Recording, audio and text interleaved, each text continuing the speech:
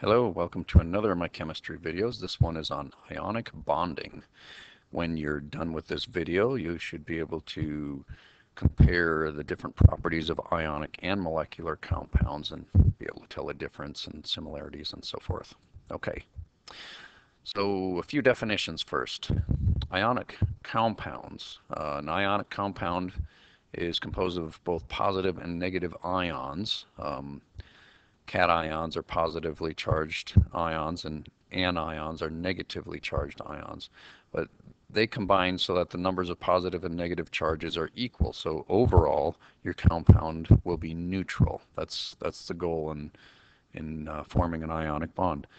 A formula unit is the simplest collection of atoms from which an ionic compound formula can be established. In other words, we get the smallest whole number ratio of atoms, of positives and negatives, of cations and anions.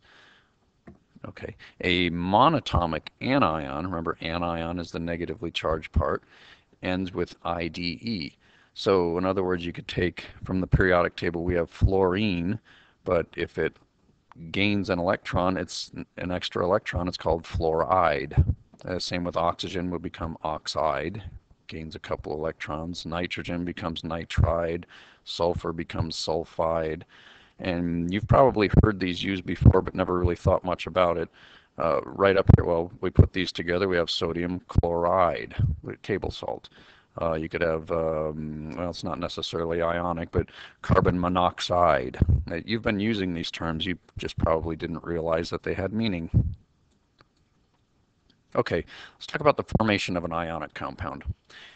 Just like with covalent bonds, atoms will still want to form octets, each one having 8, but they don't do this by sharing electrons as would happen with covalent bonding. The electronegativity is such a vast difference between these atoms that one will want to get rid of its electrons and the other one is going to want to take them to gain 8. That way they both have an octet in their outer layer.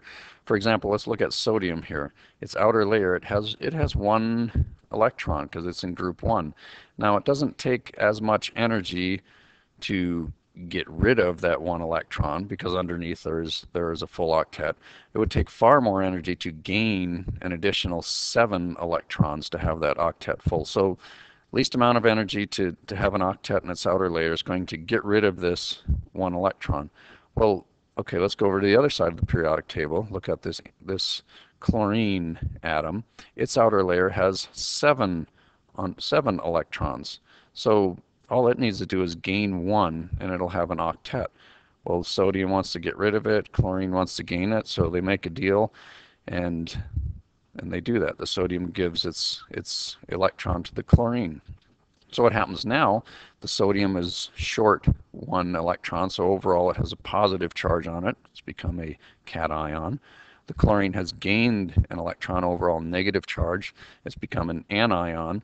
We have positives and negatives, electrical attraction, and it forms sodium chloride. That's basically how an ionic bond happens. It can also happen, okay, we've got magnesium and oxygen. If you look at your periodic table, magnesium's in group 2, so it has 2 electrons that it'll want to be rid of, and oxygen in group 16 wants to gain 2 electrons. So again, good deal here. The magnesium gives away 2, oxygen gains the 2, electrical attraction again, 1-to-1 ratio. Potassium and chlorine can do the same thing.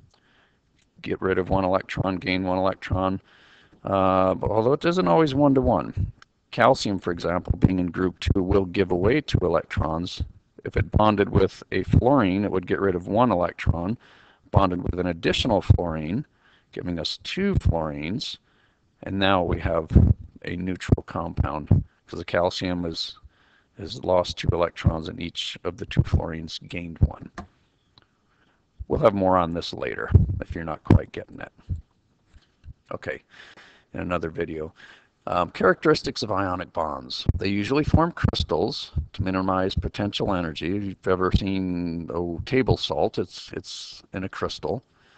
The bond strength is measured by what's called lattice energy, and it varies depending on the combination of attracting and repelling forces. the ratio of anions to cations and the strength of the charge of each. We talked about calcium fluoride already. One cation, one positively charged, for every two anions, two negatively charged. Magnesium and oxygen together, magnesium oxide, one cation, magnesium, and one oxygen or oxide, it's one anion. Okay, so 1-to-1 ratio. Lattice energy, the energy released when 1 mole of an ion of ionic crystalline compound is formed from gaseous ions. And it's gaseous because that's where they're furthest apart and you don't have other factors influencing it. Okay. We talk about crystals, and you probably know crystals are pretty brittle. I mean, if you drop them, they shatter, and maybe you've wondered why. And this also helps you understand why lattices are so brittle and how they're held together.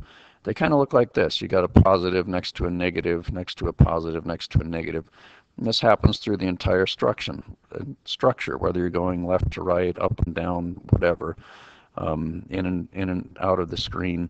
So if we happen to drop this and bump it just a little bit, what happens is we'll get a positive lined up next to a positive and a negative lined up to a negative, and you can probably imagine what's going to happen. This thing is going to push itself apart because the same charges are going to repel one another.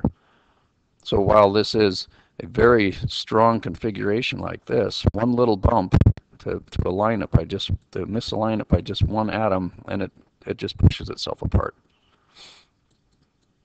Okay, comparison of ionic and molecular compounds. The force of attraction between atoms is stronger in ionic than molecular bonds. Melting and boiling points are usually higher for ionic. Ionic compounds are hard but tend to be brittle, just as I just showed you in that little diagram last slide. A shift in the crystal can place the same charges next to each other, causing them to repel. When in solid form ionic compounds, they're not good electrical conductors. But if they're in a molten state or they're dissolved in water, if that's possible, some of them don't dissolve in water, but if they dissolve in water, they will conduct electricity very well. Salt water, for example, is a very good conductor.